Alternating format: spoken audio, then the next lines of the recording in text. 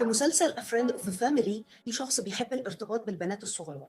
بدأ يبني علاقة مع بنت الجيران وبدأ يبرمجها على إن في كائنات فضائية هم اللي مسؤولين عنهم، وإن هي مش المفروض تقول الكلام ده لحد، وإن هي اتوهبت له وهما الاتنين لازم يتجوزوا لا إما أهلها هيتدمروا. وفضل يبرمج في البنت دي فعلا لغاية لما قدر إن هو يقنعها بالكلام ده وياخدها ويهرب بيها. الملفت إن كل مرة البوليس كان بيقدر يوصل للبنت ويرجعها البيت كانت بتهرب عشان تروح له، لأن هي فعلا تم برمجتها ان هي لازم تتجوزه يا اما العالم هينتهي واهلها هيعانوا. المخيف بقى ان دي قصه حقيقيه.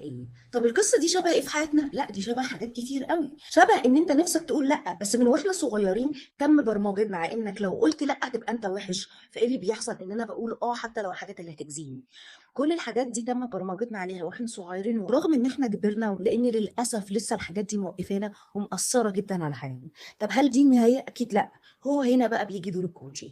اللي بيحصل في الكوتشنج ان احنا هنا بنبرمج العقل الواعي على انه يغير كل المعتقدات، بدل ما احنا بنفولو بالحاجات اللي مخزنه في السب كونشس بتاعتنا واحنا اطفال واللي نصها اصلا غير عقلاني بس خلاص اتبرمجنا عليها. بنبدا هنا ندرب العقل الواعي على انه هو اللي يقوم بالادوار الصح بناء على الابحاث العلميه وكل التجارب اللي اتعملت، لغايه لما مع الوقت تقدروا تكسروا الباترنز اللي اذياكم وموقفاكم في حياتكم. تقدروا دلوقتي تحجزوا جلسه اونلاين عشان نبدا نكسر الباترن. وما تنسوش تبعتوا الفيديو ده لحد محتاج يسمعه.